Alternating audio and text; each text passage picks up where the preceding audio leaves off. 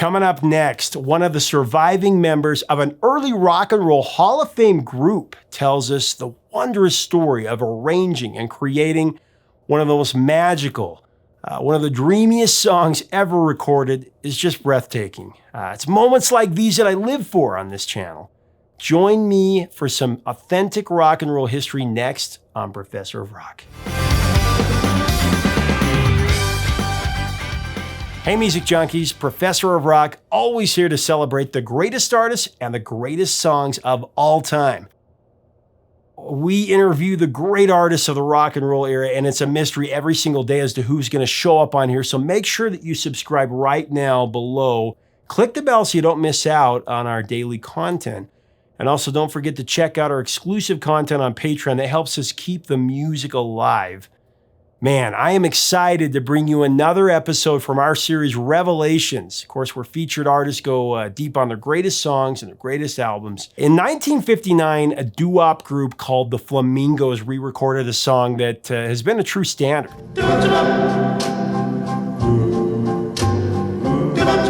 A choice cut from the Great American Songbook. It was called I Only Have Eyes for You.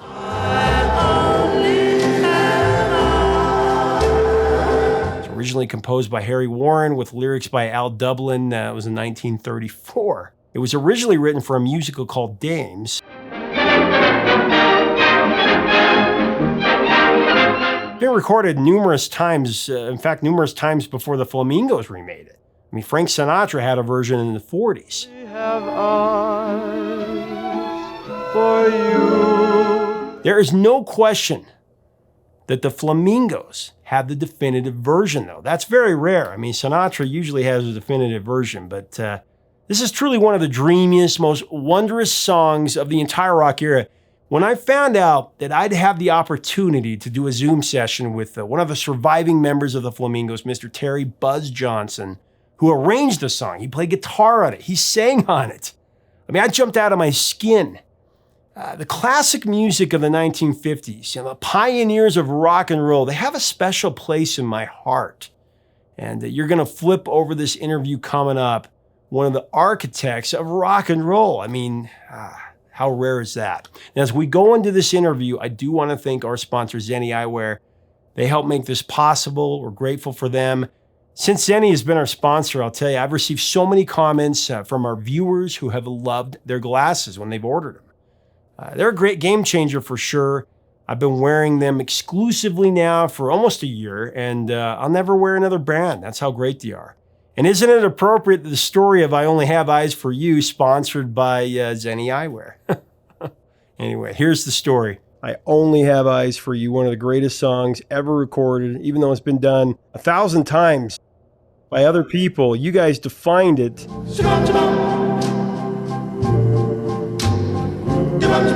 Long after it was written, a rendition that you produced, co-produced, and performed guitar on it, sang on it. When we left Decca Records, and because they weren't really promoting us, they were trying to make us sound white, and it was like, come on, why are you going to have African American group that's going to sound white? And so we just didn't get along with them, and so we went to N Records, which is a subsidiary of Gone Records. And George Golden, the president, and Richard Barrett had a group called the Valentines. I don't know if you remember them.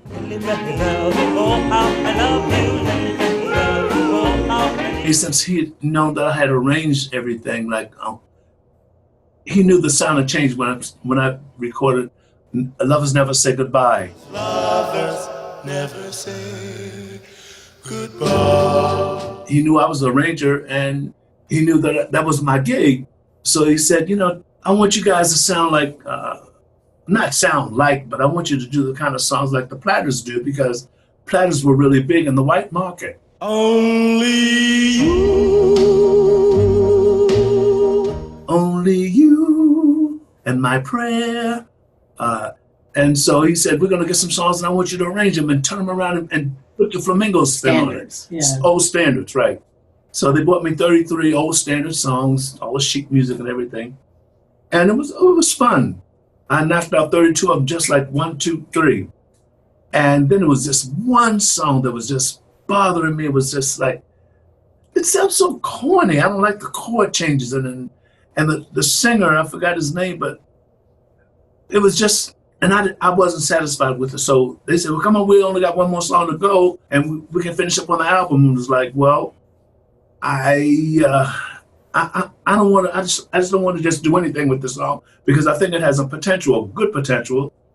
And so I had a habit of laying in bed and practicing my guitar. And so this one night I was laying there and I was trying to think of something to do and I fell asleep. And I know this was God. This was God. I fell asleep and I heard this strange music, but it was beautiful. It was like more different than anything I've ever heard before. And I heard,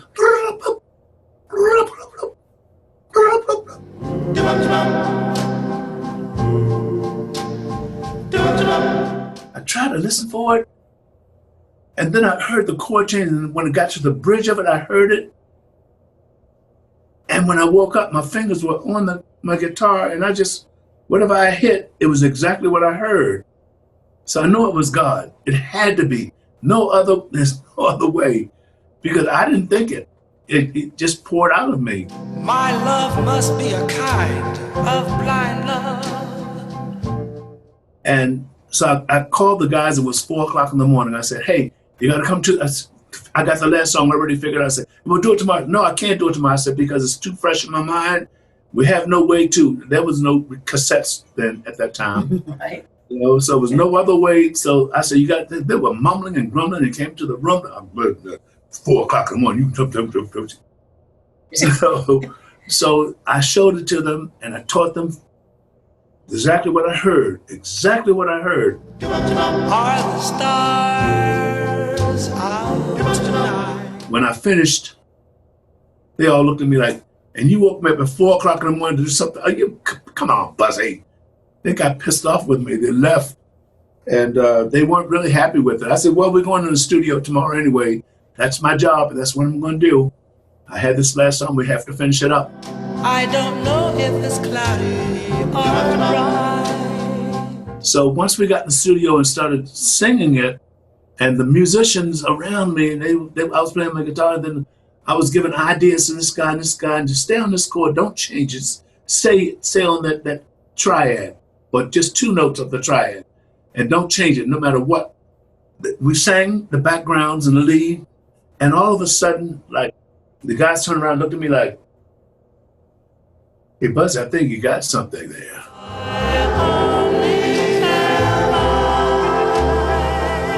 They kind of liked it then, you know what I mean?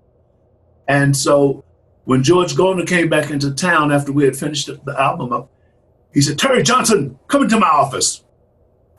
Hey, George, how you doing? He said, I'm not doing too good. He said, I'm pretty pissed off. I said, what's the matter? He said, I don't like what you did.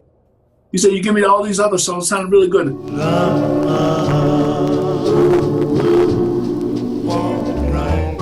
Music maestro.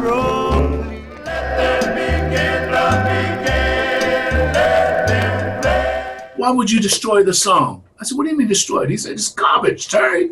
So what do you mean garbage? He said, it doesn't sound like 50s music. I said, but it's what came out of me. I said, God gave it to me. I kept on saying it. It came out of me that way. And he said, well, look, don't go in the studio by yourself no more without my permission or without me or Richard being there, okay? I said, damn, George, okay.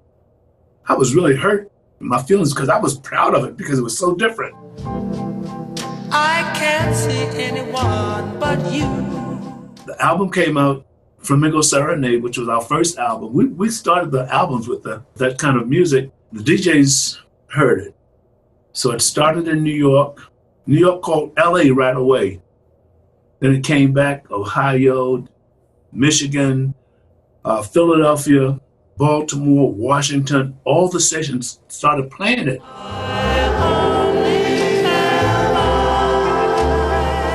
It was supposed to be good night, sweetheart, till we meet tomorrow. Good night, sweetheart. But the DJs heard this song and really picked it out, and they loved it. The moon may And they made it a #1 hit for us. And so about a month or two later, we went down to the office, the Brill building, and George was said, "Terry, come here. I said, "Damn, what did I do now?" He said, "Look, I just want to tell you something. Take back what I say. You've got carte blanche. Anytime you want to go in the studio without anybody, if you whatever you want to do, it's wide open for you. Just keep on doing them songs like you did this. I only have eyes for you." Right. So that's a true Matter story. of fact, that's when he asked you to write a follow-up. Oh, really? And you wrote Me Amore, Amore, right. which, if you listen to them back to back, they're very similar. Yeah.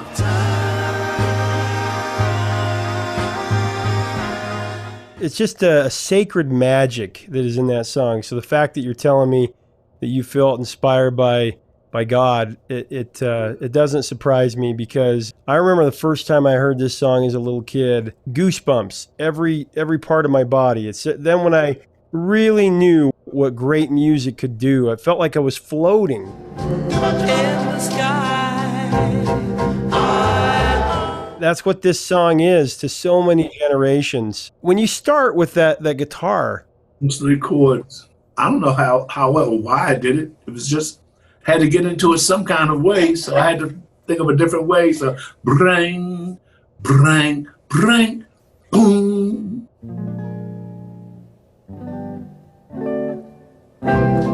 like I said, it's become the signature version of the song.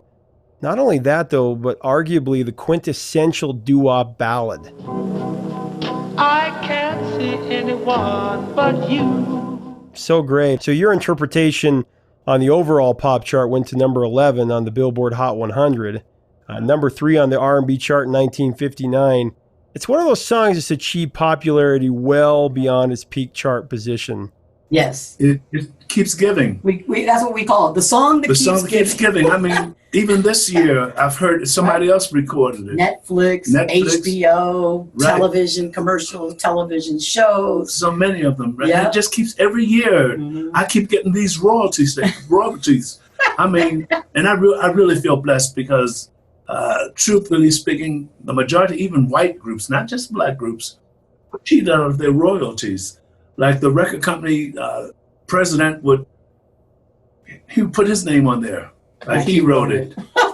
And maybe if they were lucky, whoever the real writer was would go under his name, or their name wouldn't get on there at all because. And I think everybody was just happy to be able to record and be famous. Mhm. That was the thing. Instead of thinking business, not too many of us thought business back in those days. But I really feel blessed. Mhm. I mean, He's guided me all the way, even to now. You know what I mean? So Mhm. I just want to let you know how I feel about that. That's wonderful.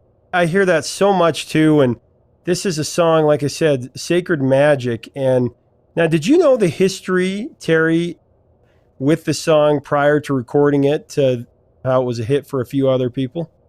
Yeah, was it Dick Haynes? Yeah, it was actually from a musical, right?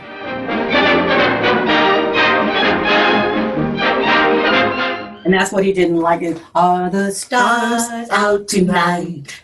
I don't know if it's cloudy or bright. That's what I only have eyes. Only have eyes for you. Yeah, like Frank Sinatra sang it in the 40s, and he sang it very straight. I only have eyes for you. Have eyes for you. Great story about Great that. story when we get to it. I'm serious. Well, let's talk about the history really quick, just because I think we love to talk on this show about the history of a certain song. But composed by Harry Warren, lyrics by Al Dubin, was included in the musical, like you said, Dames. Bang, right, Right. right. 1934, performed Ruby Keeler and, like you said, Dick Powell. Stars out tonight. I don't know if it's cloudy. And then band leader Ben Selvin, nicknamed the Dean of Record Music, released the song first with his orchestras credited to Ben Selvin and the Knickerbockers. I only have eyes for you. big band version went all the way to number 2 on the popular music chart in 1934. That's nuts. Wow, I wasn't even born yet. And then Sinatra covered it. The stars out tonight. You've already told me this, but what made you decide to cover it? They just gave you a bunch of standards, and what were some of the other standards? Do you remember? Where or when?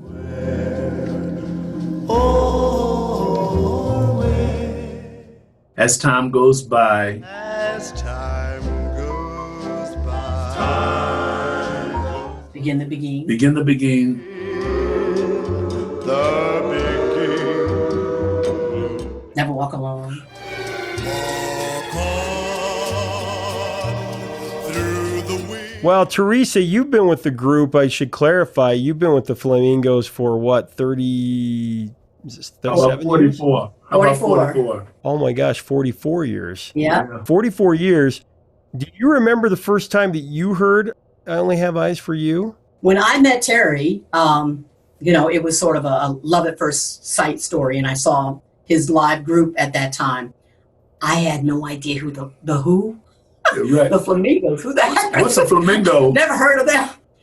Funny that after 7 years of working on the stage with Terry, of course, we sang I Only Have Eyes for You. Yeah. It wasn't until 7 years after working with Terry that I saw Jump Children.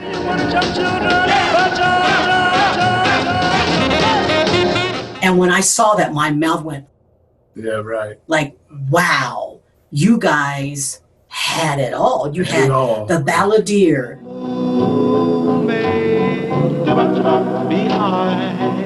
the beautiful different harmonies, that ethereal sound.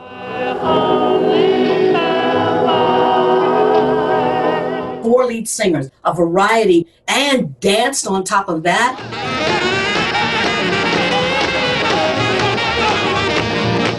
And then I realized through the years of working with Terry, with all of the different older groups, they came back from the, for the concerts and stuff. So many of them talk about how they wanted to be like the Flamingos. That was Even Anthony said it. that was their bar. They wanted to get to that level because, some groups had one great lead singer, or some groups had one great song, Right. or, but the singing and the dancing and the 4 lead singers was just. Little Anthony, you've interviewed him. On my pillow, pain in my heart. He'll tell you, they would come backstage and say, hey, man, especially Tommy and Paul, they were doing the splits.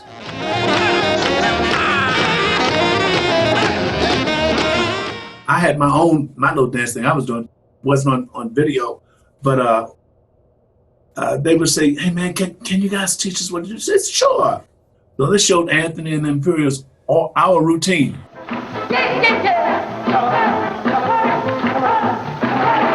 They were doing our routine, not as good. They weren't as smooth, Yeah. but they were proud because nobody else could do it. Mm-hmm.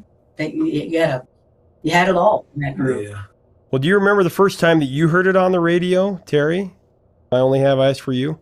I mean, I had heard my other songs with the Whispers on the radio, and I was excited then, but when I heard I Only Have Eyes for You, because it was so different, and the DJs had blown it up so much, and then when they played it, it was like, that was such a thrill, man. I was so excited. And, everybody was calling me on the phone, I heard your song. So I knew that, we had made it because it was a hit. This is Erie Zone. I think today's generation doesn't understand what a feeling that is because radio was so prevalent. It was everything. When you would hear music for the first time, it would be on the radio. And I love to ask that question of artists because it was like, I've made it. You hear yourself on the radio, something else. Right, Yeah. that's it. That's what it is. I've made it. Mm-hmm. The Shabab structured in a call and response delivery in your arrangement, that's just ingenious. I don't know if it's cloudy or... Do you remember how you guys came up with that? I told you. I heard, and it was a up on the end of it. So it was like, what can I do to make it sound? So it was doo-bop, shoo-bop. Doo-bop, doo-bop, doo-bop, choo-bop, chop, doo-bop, shoo-bop, doo-bop, choo-bop. So what we did to confuse everybody had their own little thing of saying it. Like doo-bop, doo-bop, doo-bop, doo-bop, doo-bop, In the recording. in the recording.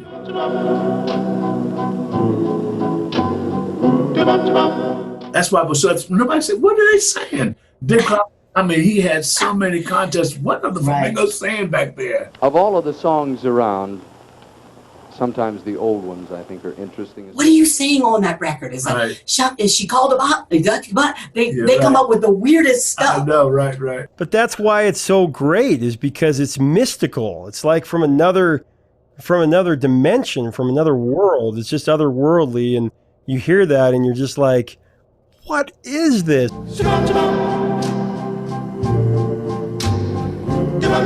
Well, the harmonies are heavenly. Tell me about arranging those, what you remember about that. It's my guitar.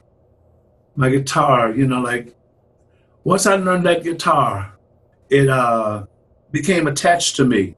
So I knew all my chords. I knew how to structure a 6, a 9, a 13th, an 11th, what a raised 4, like I learned it. And so when it was teaching them harmony, nobody else was doing that kind of stuff. I kind of thought it was like maybe a little too jazzy because I love jazz. That was really the first music that I started. I was able to get that in with a rhythm and blues type feeling, or whatever our style was, and that's how it was easy for me. It was and see what was beautiful about the original Flamingos, man. I've had so many groups after these guys, nobody could touch them. I'll say, Paul, hit this note, da, da, da, just like I just did it. I try to get these guys today to just do da da da da da da, and they can sing, but it was something about the Flamingos. As soon as I gave them their parts, they remembered it. They caught it just like that. And then Jake Carey, he was the bass singer, and we always made sure his voice was up because he had that bottom that nobody else could have. I mean, he's like, boom, pa-dum, pa-dum. I didn't have to tell Jake what to do. He was the only one in the group I didn't have to give a part to. He always found his part, and it always just stood out.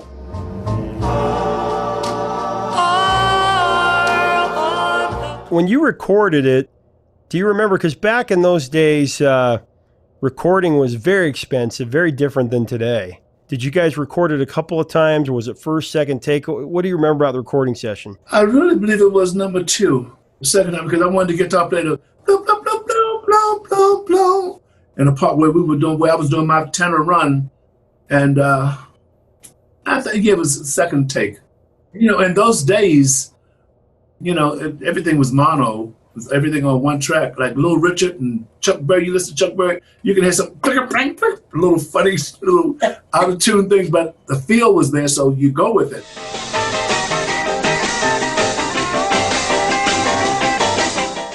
Little Richard, same thing. He made some bloopers, but it sounded good, so you just had to go along with it.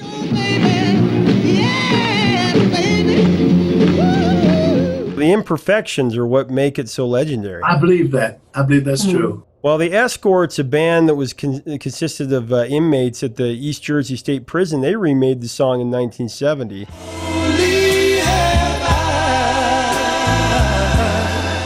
But then Art Garfunkel created just an elegant interpretation.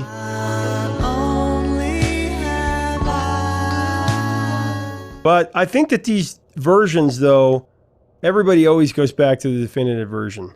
So I think it's always good when the song is, there have been a lot of songs that have been remade and I don't like it, but then it just makes you appreciate the original more. And for younger people, it makes you go back and listen to your version, right? Yeah. It was the one. And then Boys to Men, of course, you co-produced that one. Must be a kind of blind love. In 2017. Tell us about that experience. This lady, her name is Teresa Page. She said, we'd love to have you to do I Only Have Eyes for You on the Boys to Men. I said, sure, I'd be happy, keep the song alive.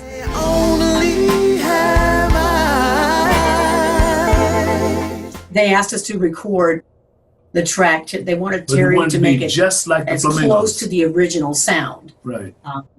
as possible. So yeah, Terry played guitar on that track as well. Love must be a kind of blind love. They were fast. Like Nate, he was really good.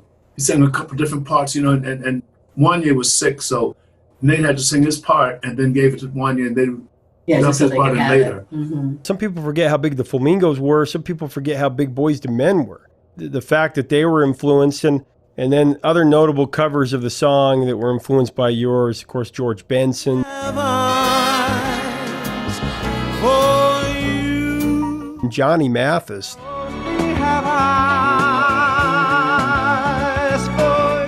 Oh, I love Johnny. His version was very cool. And then tell me about the Frank Sinatra story. You're going to tell me that.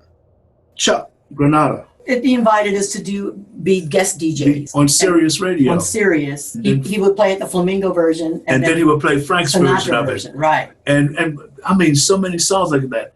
And when it got to I Only Have Eyes for You, Frank had done it three or four ways. Right.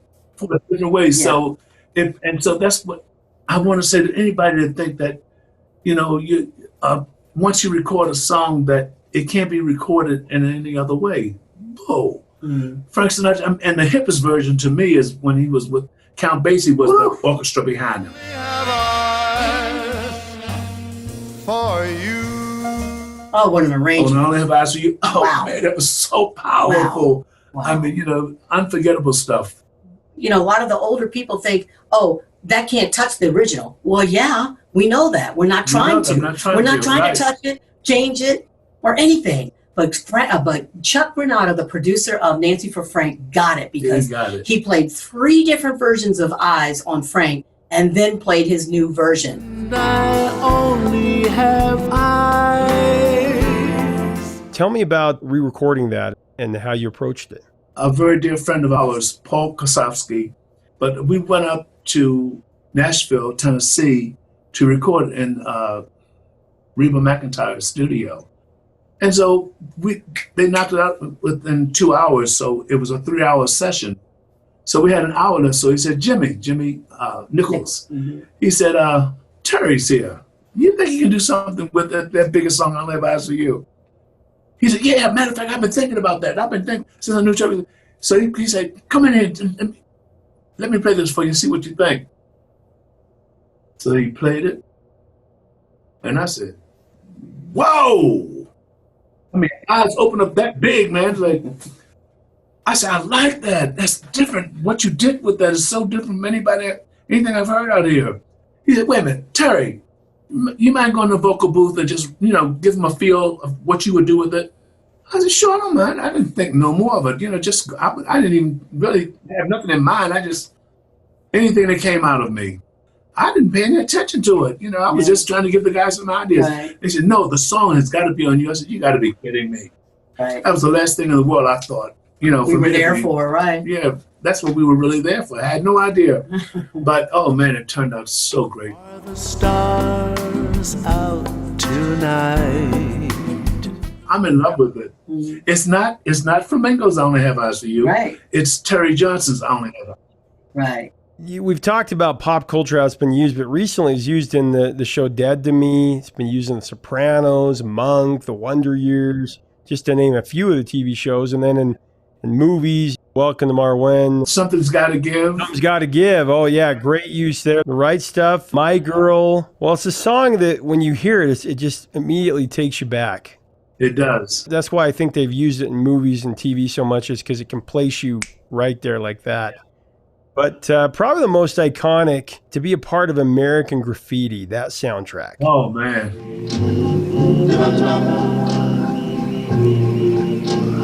If you wanted to hear what rock and roll sounded like in the late 50s, you buy the American Graffiti soundtrack. But my 2 favorite songs that I went to over and over again was, of course, Flamingo's I Only Have Eyes for You. Maybe millions of people. And The Platter Smoke Gets in Your Eyes. Smoke gets in your eyes. Oh, yeah. Yeah. Those are my 2 favorite from that era. love the Platters. I really love the Platters. What does the song mean to you over a half century later? I love to say it, but it let me know what God gave me. You know, that's all I can say because like He's eternal. And this song, it seems like it's eternal. It is. It just keeps coming back over and over and over and over and over. It means so much to me, and I feel so thankful and blessed.